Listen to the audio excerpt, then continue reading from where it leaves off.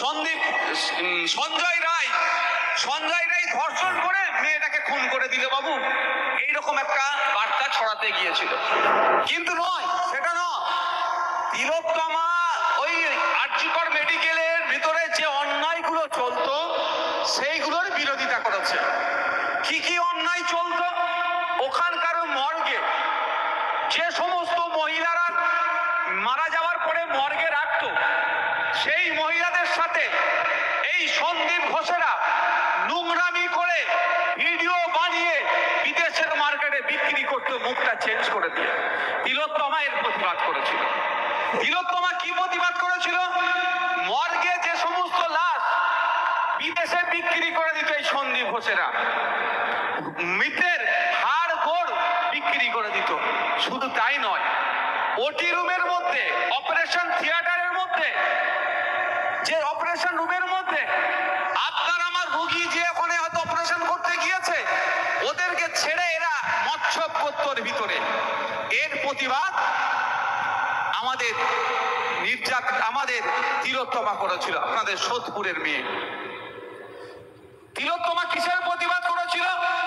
ওখানে যে মেডিসিন থেকে শুরু করে যে ইকুইপমেন্ট গুলো সাধারণ মানুষের জন্য ব্যবহার করা হতো, সেটার মধ্যে ভেজাল আসতো। তাহলে এই তিলোত্তমার অপরাধটা কি ছিল? আরজিকর মেডিকেল কলেজে যে সমস্ত অন্যায় হচ্ছে তার বিরোধী করেছিল। ঠিক নওশাদ সিদ্দিকী, বিশ্বজিৎ দাকে কেন জেল খাটতে হয়েছিল? রাজ্য সরকারের অন্যায় দুর্নীতির বিরুদ্ধে কথা বলেছিলাম বলে। আমাদেরকে প্রাণে মারতে পারেনি, আমাদের বোনটাকে, আমাদের দিদিটাকে ওরা প্রাণে মেরে দিয়েছে। কিন্তু শাসকের দ্বারাই অত্যাচারের শিকার আমরাও হয়েছি, তিলোত্তমাও হয়েছে। তিলোত্তমাকে খুন করে ধর্ষণ এই জন্যই করানো হলো যে তিলোত্তমা ওদের নোংরামি গুলো জেনে গিয়েছিল, ওই নোংরামির প্রতিবাদ করেছিল বলে। কাদের জন্য প্রতিবাদ করেছিল? আমার আপনার জন্য তিলোত্তমা প্রতিবাদ করেছিল, এটা মাথায় রাখবেন। আজকের দিনে আমাদেরকে ভুল বুঝানো হচ্ছে, গুলিয়ে দেওয়া হচ্ছে। তিলোত্তমার ধর্মীয় পরিচয় আগে আমাদেরকে জানানো হচ্ছে, কিন্তু তিলোত্তমা ধর্মীয় পরিচয় রেখে প্রতিবাদ করেনি। তিলোত্তমা প্রতিবাদ করেছিল আরজিকর মেডিকেল কলেজে যারা ট্রিটমেন্ট নিতে যায়, সেই দলিত হতে পারে, আদিবাসী হতে পারে, মুসলিম হতে পারে, হিন্দু হতে পারে, যে কোনো ধর্ম বর্ণের মানুষ চিকিৎসা পরিষেবা নিতে যাচ্ছিল, যখন ওদের অন্যায়ের শিকার হচ্ছিল, এই অন্যায়ের হাত থেকে মুক্তি করার জন্য, মুক্তি দেওয়ার জন্য আপনাকে আমাকে তার প্রতিবাদ করেছিল। আর এই প্রতিবাদের ফলস্বরূপ শাসক দ্বারা অত্যাচারের শিকার হয়ে তাকে খুন করে, ধর্ষণ করে, তাকে পৃথিবী থেকে বিতাড়িত করে দিল, পৃথিবী থেকে পাঠিয়ে দিল। তাই আজকে আপনাকে আমাকে চুপ করে থাকলে হবে না। আপনাকে আমাকে বোঝানো হচ্ছে তিলোত্তমা কোন ধর্মের মানুষ। ও তিলোত্তমা তো আমাদের মেয়ে নয়, ওর ধর্মীয় পরিচয় তো মুসলিম নয়, ওর ধর্মীয় পরিচয় তো খ্রিস্টান নয়।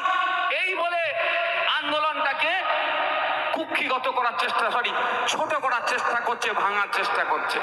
একটু ভাবতে হবে, তিলোত্তমা খুন হয়েছে রামের জন্য, তিলোত্তমা খুন হয়েছে রহিমের জন্য, তিলোত্তমা খুন হয়েছে সরস্বতীর জন্য, তিলোত্তমা খুন হয়েছে ফতেমার জন্য। কারণ তিলোত্তমা খুন হয়েছে মানুষের অধিকারের, তার সাথে যে অন্যায় হচ্ছে সেটা না অন্যায় হয় তার জন্য। তাই আপনাকে আমাকে এগিয়ে আসতে হবে।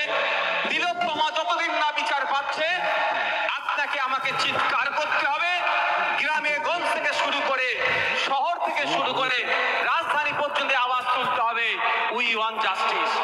আমরা যদি আওয়াজ না তুলি, আমরা যদি চুপ করে যাই, আগামী দিনে দুটো জিনিস হবে খুব ভয়ঙ্কর।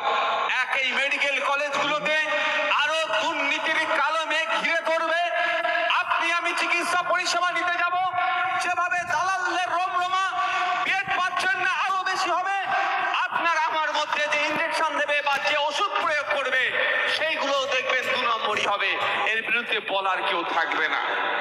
আর একটা কি হবে, যাদের মধ্যে রাস্তাঘাটে দেখছেন, বিভিন্ন সময়ে দেখছি, আপনি মালদা, মুর্শিদাবাদ থেকে শুরু করে, কুলতলি থেকে শুরু করে রাজ্যের বিভিন্ন জায়গাতে এখন আর কোনো এজের নাই, বাচ্চা, নাবালিকা শিশুদের সাথেও যৌন হেনস্থার তারা শিকার হচ্ছে, তাদেরকে ধর্ষণ করে খুন করে দিচ্ছে। এইগুলো আরো বাড়তে থাকবে। আমাদের মাননীয় মুখ্যমন্ত্রী কামদুনির কথা বলেছিলেন।